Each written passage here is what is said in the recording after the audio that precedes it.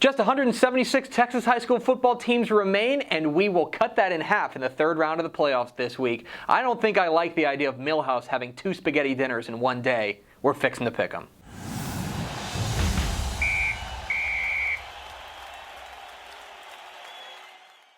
Welcome in to Fixin' to Pick'em in partnership with the NFHS Networks, your guide to the Texas high school football weekend. My name is Greg Tepper of Dave Campbell's Texas Football and TexasFootball.com. Thank you for tuning in. It's the regional semifinals of the Texas high school football playoffs. Big games all across the Lone Star State. We start in Arlington. 2 p.m. Friday at Arlington's AT&T Stadium. It's Denton Guyer taking on San Angelo Central in 6A Division II action. What are the keys to this one? Well, number one, San Angelo Central's run defense. San Angelo Central has largely been very good defensively this year, but when they've been beat or when they've been challenged, like against Abilene or against Byron Nelson, it's been because they've been beat on the ground. Against Abilene, they gave up 6.2 yards per carry. Against Byron Nelson, 7.6 yards per carry. With Denton Guyer's new run-first offense, with Sean Robinson, their quarterback, Myron Mason, Noah Kane, can Central slow down the Wildcats' rushing attack? Key number 2. Denton Guyer's secondary. Again, the Wildcats' defensive backfield has been largely good throughout the year, but when they've faced high-powered passing attacks, like last week against Southlake Carroll and in the season opener against Allen, they've been beat to the tune of 336 yards and 287 yards. They can be beat through the air, and you know that's what Brennan Wooten and the San Angelo Central offense is going to try to do. Can the Wildcats find any sorts of stops against this high-powered Bobcats offense? And key number 3, Sean Robinson's arm. The quarterback for Denton Guyer has had an up and down year. His passing statistics are way down from last year, but he's been a much better runner. That's why they've really shaped the offense around this big offensive line and this running game. But at some point in this game, Sean Robinson is going to have to make a pressure throw in a big situation. Can he make that throw, or can Central shut him down? That's a huge key in this one. Who am I picking?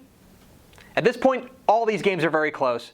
I think Denton Guyer comes away with the win. I've been very impressed with the way they've been running the ball to the tune of 500 yards last week against a very good Southlake Carroll defense.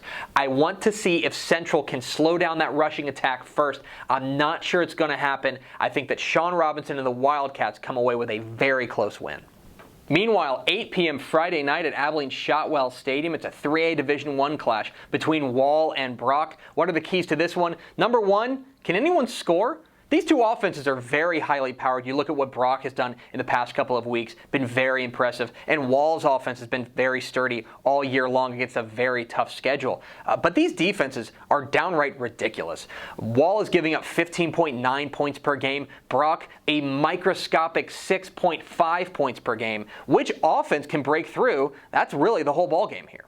Key number 2. Brock's offensive line against Wall's front 7. So Brock wants to run the ball. They want to give the ball to Letty French and a variety of other weapons out there, and they want to run it up the gut and right around the outside. For Wall, their defensive front 7 has been arguably their best strength all year long. What gives between the Brock offensive line and the Wall defensive front, that's going to determine a large portion of this game. And key number 3, pedigree.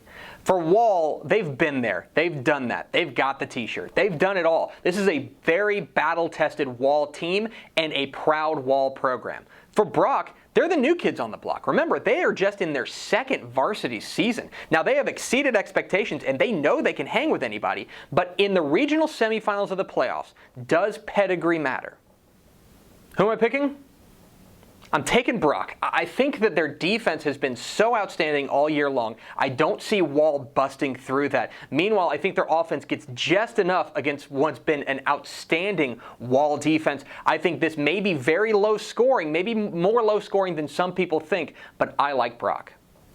5:30 p.m. Friday evening at AT&T Stadium in Arlington. It's Arlington Martin taking on Allen. Allen got quite a scare last week from DeSoto, and this Arlington Martin team is better than DeSoto. That said, I'm going with the 3-time defending champs. Give me the Eagles. 7 p.m. Friday night in Cypress at the Berry Center. It's Richmond Foster taking on Temple. That Temple team is really dangerous with their defense. Are they able to slow down this Richmond Foster attack? I think this is very close, pretty much a coin flip, but I like Temple.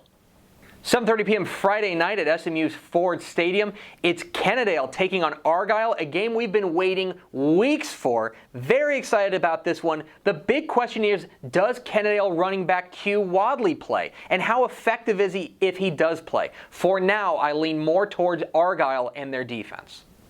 6 p.m. Friday in Beaumont at Lamar University, it's Navasota and Carthage. Fantastic matchup in this one. I think Carthage is really flying under the radar right now, and they've got a great shot to knock off Navasota. That said, can anybody stop Trendavian Dixon? I don't think so. I like Navasota.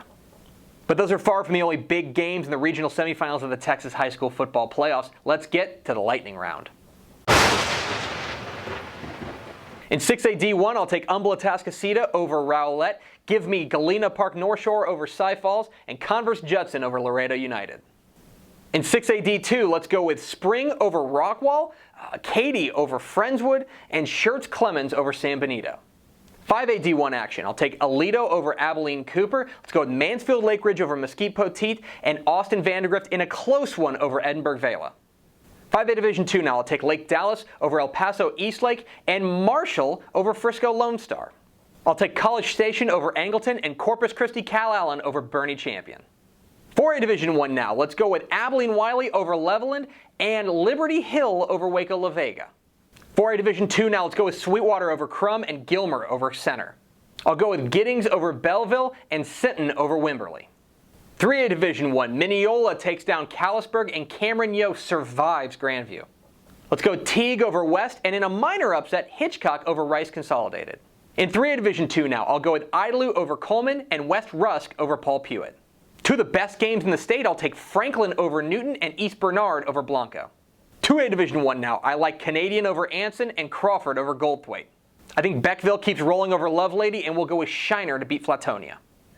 2A Division II now, I'll go with Seagraves over Quanah, and Albany over Seymour.